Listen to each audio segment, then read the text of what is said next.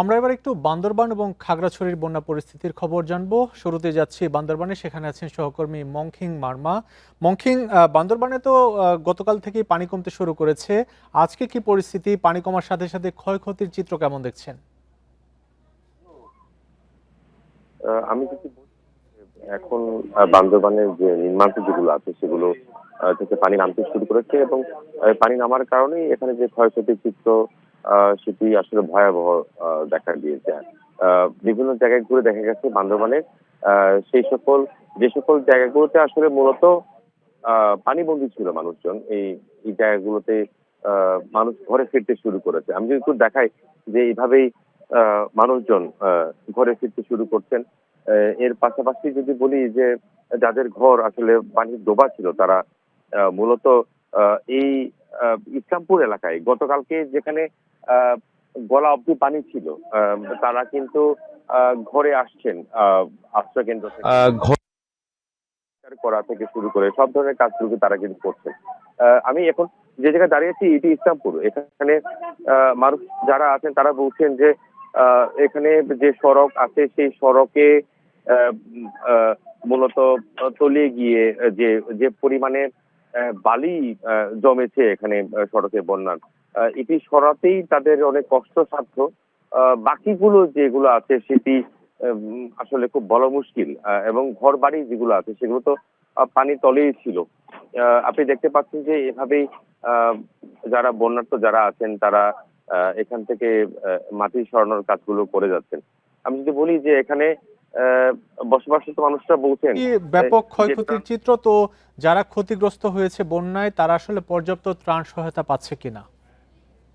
ত্রাণ সহায়তার কথা যদি বলতে যাই, এখানে যারা আহ, আশ্রয় কেন্দ্রে গিয়েছেন তারা অনেকেই ত্রাণ পেয়েছেন। যারা আশ্রয় কেন্দ্রে যাননি অনেকেই ত্রাণ পাননি। আত্মীয় স্বজনের বাসায় গিয়েছে যারা বন্যার্ত আছেন এখানে, তারা ত্রাণ পেয়েছে। আহ, এইরকম যে মিশ্র প্রতিক্রিয়া বা বা যারা বিভিন্ন জায়গায় আশ্রয় নিয়েছেন তারা বলছেন যে এখানে আহ, ত্রাণ পাওয়ার যে বিষয় সেটি আসলে এখনো ধোঁয়াশা অনেকগুলো জায়গায় আছে।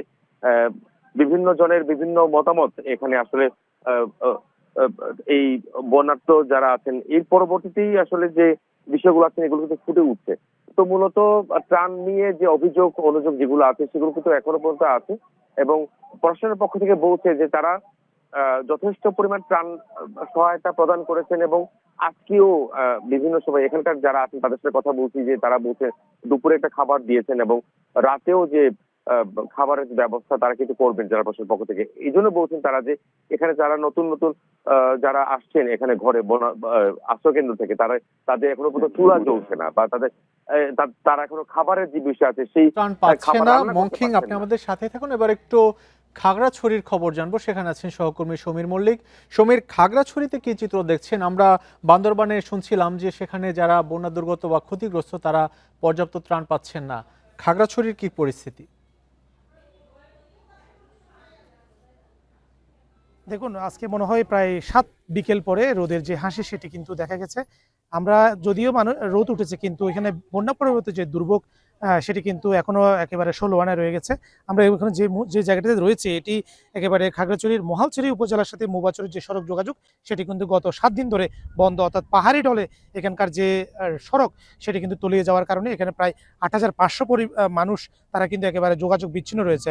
দেশি বোটে করে তারা চলাচল করছে এবং এই প্রায় কিছুক্ষণ আগে আমরা এলজিডি যিনি নির্বাহী প্রকৌশলী তার সাথে কথা বলেছি। খাগড়াছড়িতে ২৫টা সড়ক এরকম কম বেশি ক্ষতিগ্রস্ত হয়েছে। প্রায় ৭ কিলোমিটার সড়কের বিভিন্ন অংশ কিন্তু ভেঙে গেছে এবং একটি ব্রিজ ক্ষতিগ্রস্ত হয়েছে এবং এখানে আপনি দেখছেন একেবারে ডিসকানেক্ট হয়ে গেছে, যেটা আমরা দেখছি যোগাযোগ বিচ্ছিন্ন হয়ে গেছে। মানুষ দেশি বোটে করে চলাচল করছে এবং তাদের যে কৃষি পণ্য সেটা নিতে কিছু পারাপার করতে কিন্তু একটা অবর্ণনীয় দুর্ভোগে পড়েছে।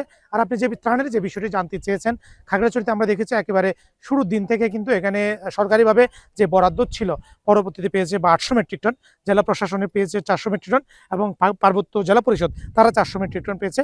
এবং এই বরাদ্দ পাওয়ার পরেই কিংবা আগে থেকে কিন্তু যে ত্রাণ কার্যক্রম সেটা শুরু হয়েছে এবং আমরা দেখেছি যে সমস্ত এলাকাগুলোতে বন্যার প্রকোপ ছিল, বিশেষ করে মেরুং, দিঘিনালা মেরুং ইউনিয়ন সহ অন্যান্য যে ইউনিয়নগুলো রয়েছে, মহালছড়ি এবং খাগড়াছড়ি সদর, সেখানে কিন্তু প্রশাসনের পক্ষ থেকে ত্রাণ যে তৎপরতা সেটি দেওয়া হয়েছে এবং খাগড়াছড়ি পৌরশহরের মধ্যে যে সমস্ত এলাকাগুলো ছিল সেখানেও কিন্তু ত্রাণ দেওয়া হয়েছে, এবং রেড কিচেন সোসাইটি তারাও কিন্তু এখানে বিভিন্ন এই যে আশ্রয় কেন্দ্রগুলো রয়েছে সেখানে কিন্তু ত্রাণ বিতরণের যে কার্যক্রম সেটি কিন্তু অব্যাহত রেখেছে। এবং যে সমস্ত এলাকাগুলো দুর্গম সেখানে কিন্তু বাংলাদেশ সেনাবাহিনী এবং বিজিবির পক্ষ থেকে তারা কিন্তু মেডিকেল ক্যাম্প পরিচালনা করেছে এবং সেখানে বিনামূল্যে ওষুধও বিতরণ করেছে। এবং কিছু গত পরশু দিন এখানে কিন্তু যিনি ত্রাণ ও দুর্যোগ প্রতিমন্ত্রী তিনি খাগড়াছড়ি এসে ঘোষণা দিয়ে গেছেন যে যত দিন প্রয়োজন হবে তারা কিন্তু ততদিন সরকারের পক্ষ থেকে যে ত্রাণ সহায়তা সেটি কিন্তু অব্যাহত রাখবে। এবং পাশাপাশি আমরা দেখেছি জেলা বিএনপির পক্ষ থেকে এবং উপজেলা পর্যায়ে কিন্তু ত্রাণ যে কার্যক্রম তারা কিন্তু সেটি